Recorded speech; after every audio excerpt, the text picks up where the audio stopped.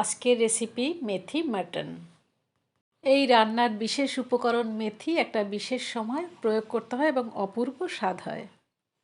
এই জন্য অবশ্যই লাগছে মাটন। এখানে 500 গ্রাম মতো মাটন রয়েছে। সেই সাথে নিয়েছি 4টে মাঝারি সাইজের পেঁয়াজ, নিয়েছি তেজপাতা, দারচিনি, এলাচ, লবঙ্গ, রয়েছে ডুমো করে কেটে রাখা কাঁচা পেঁপে ও আলু, নিয়েছি 10-12 কোয়া রসুন এবং 4-5 টুকরো আদা। এই আদা রসুনগুলো আমি দুটো পেঁয়াজের সাথে একটু গ্রেট করে নিচ্ছি। বাকি দুটো পেঁয়াজ রইল। পেস্ট করা আমার অলরেডি হয়ে গেছে। এটা একটা সাইড করে রেখে দিতে হবে। একটু দেখে নিন, এইভাবে বেশি পেস্ট না করলেও হবে। বাদবাকি উপকরণগুলো ধনের গুঁড়ো, আপনারা বাটা মশলাও দিতে পারেন, এটা জিরের গুঁড়ো এবং লাল লঙ্কার গুঁড়ো। এখন যেটা দেখতে পাচ্ছেন সেটা একদম প্রধান উপকরণ মেথি।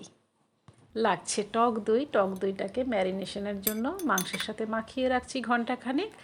সময় যদি একটু বেশি কম হয় তাতে কোনো ক্ষতি নেই। আর নুন তো অবশ্যই লাগবে, সেই সাথে জল পরিষ্কার, আর অবশ্যই তেল, সর্ষের তেল। প্যানটা অলরেডি গরম হয়ে গেছে, আমি দিয়ে দিচ্ছি সর্ষের তেল। তেলটা যার যার রুচি অনুযায়ী দিতে পারেন। ইচ্ছে করলে আপনারা অলিভ অয়েলেও রান্না করতে পারেন, আর কম বেশি নিজের ইচ্ছে মতো।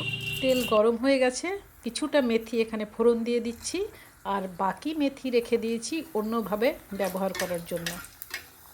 দিচ্ছি দুটো তেজপাতা আর গোটা গরম মশলাগুলো, এলাচ, দারচিনি আর লবঙ্গ।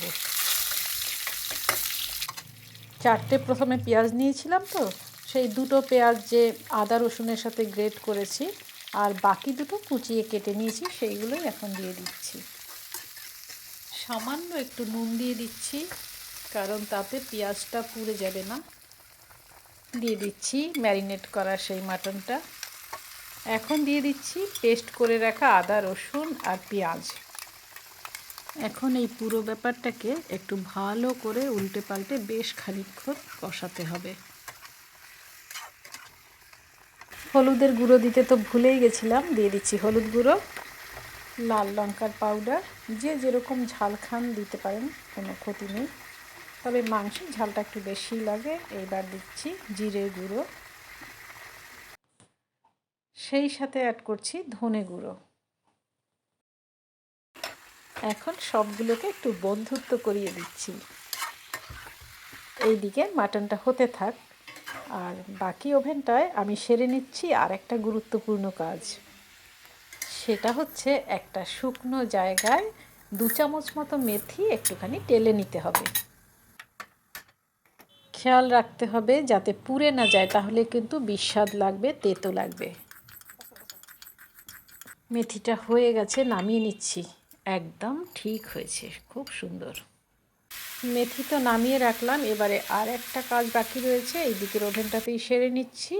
তেল দিয়ে দিচ্ছি। তেলটা গরম হলে এতে ভেজে নিচ্ছি সেই ডুমো করে কেটে রাখা আলু এবং কাঁচা পেঁপে। খুব বেশি ভাজা যাবে না, একটু লালচে হতেই এটা তুলে নিচ্ছি। বাকি আলু পেঁপেগুলো ভেজে নিচ্ছি। আর এই দিকে খেয়াল করতে হবে আবার যে মাংসটার কী অবস্থা, সেটাও একটু মাঝে মাঝে নাড়তে হবে। আলু পেঁপেগুলো সব ভাজা হলে এটাই কষানো মাংসের মধ্যে দিয়ে দিচ্ছি আস্তে আস্তে। এখন সবগুলোকে একটু মশলার সাথে মিশিয়ে দিই, তাতে নুন মশলা সব ঢুকে যাবে। যে কোনো মাংসের মজাটা এই কষানোতে, কষানো কম হয়ে গেলে আর স্বাদ আসে না সেরকমভাবে।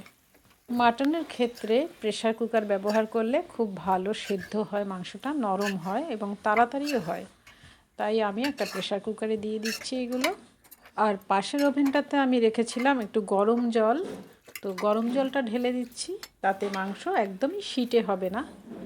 দিয়ে দিতে হবে বাকি নুন, একটু নেড়ে ছেড়ে এবার ঢাকনা আটকে দেব। এখন 10-12টা 15টা 20টা যার যেরকম প্রয়োজন সিটি পড়ার অপেক্ষায়।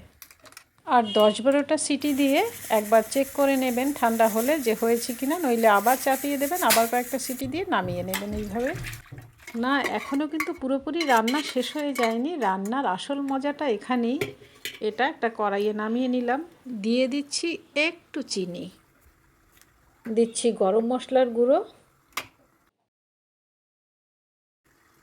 একদম সবশেষে দিচ্ছি সেই মেথির গুঁড়োটা, যেই মেথিটা আমি সেঁকে নিয়েছিলাম খোলায়।